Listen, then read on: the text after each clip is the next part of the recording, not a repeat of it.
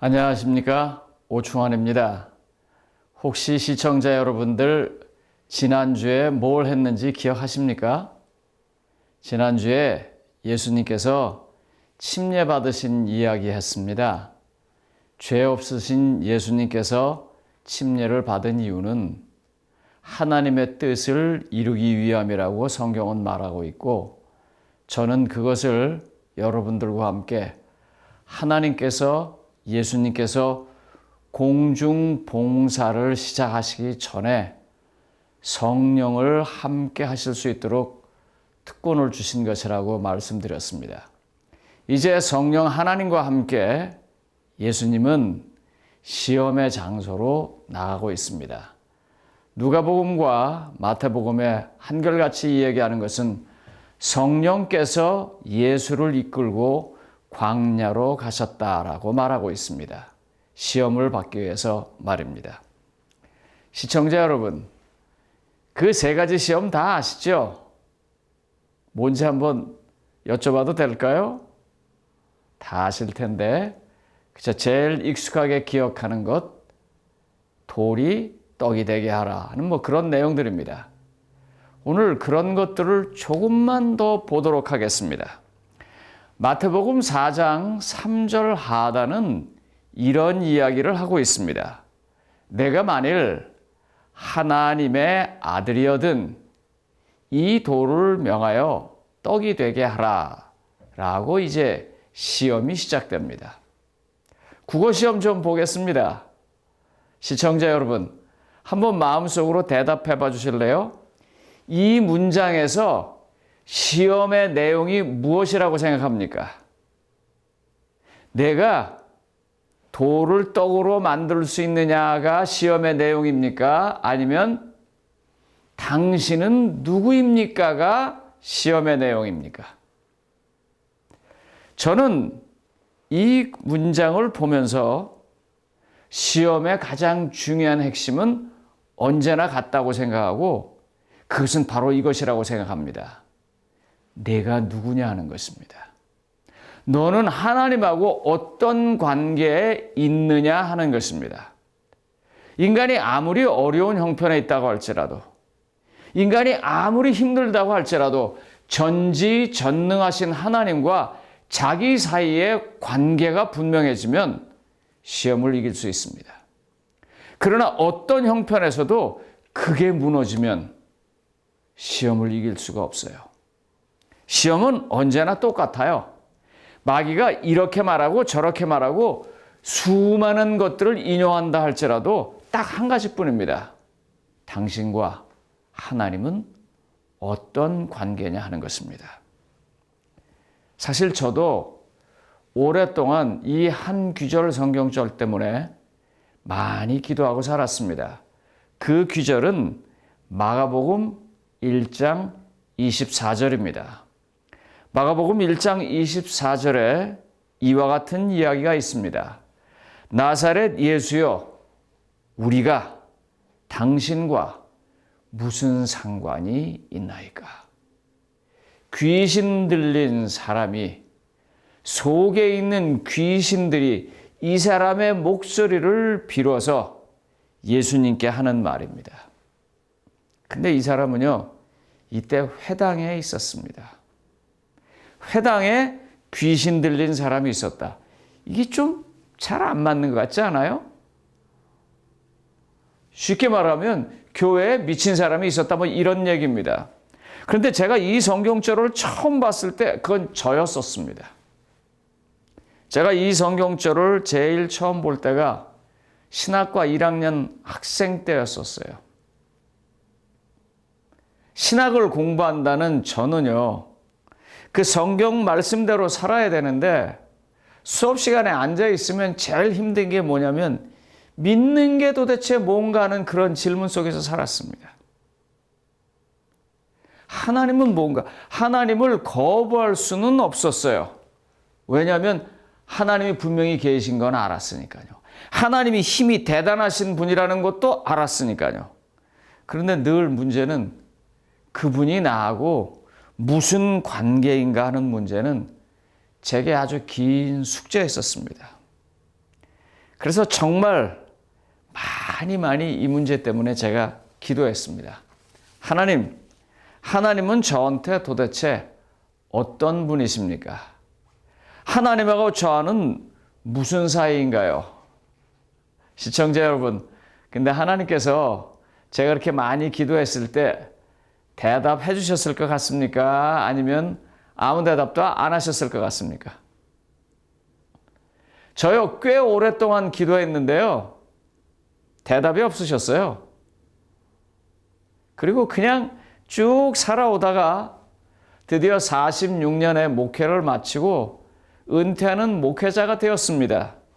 그런데 이제 그 대답을 알고 있습니다. 사실 그때 학교 다닐 때 너무 힘들었거든요. 하나님을 알고 하나님의 능력도 알고 하나님의 위대함도 알지만 하나님과 나 사이의 관계는 내가 정말 잘 몰랐었거든요. 그러나 오랜 시간이 지나면서 제 삶을 돌이켜볼 때 한국에서의 삶, 미국에서의 삶, 목회자로서의 삶, 한 기관의 책임자로서의 삶, 교육자로서의 삶, 여러 가지 것들을 겪으면서 제가 제 삶을 이렇게 돌아봤을 때요. 정말 죄송한 얘기인데 이런 사람이 여러분 앞에 섰다는 게 정말 안타깝고 미안합니다만 전 실수한 것밖에 생각이 안 나요. 처음 목회를 나왔을 때, 좀 지나서, 결혼을 하고 나서, 아이를 기르면서 어떤 책임을 맡은 사람으로서 그렇게 더 잘할 수 있는데 왜 그렇게 못했지 않은 그 생각이 저한테 너무 많아요. 그런데요, 그때마다 하나님께서 가려줬고 덮어줬습니다. 못 본 채 해주셨습니다. 그리고 잘 지나가서 하나님의 종으로 교회를 통하여 하나님을 섬기고 목자의 직분으로 성도님들을 섬기면서 함께 하늘나라에 갈 수 있는 길을 무사히 맞춰진 지금 저는 그 대답이 분명한 것 같아요.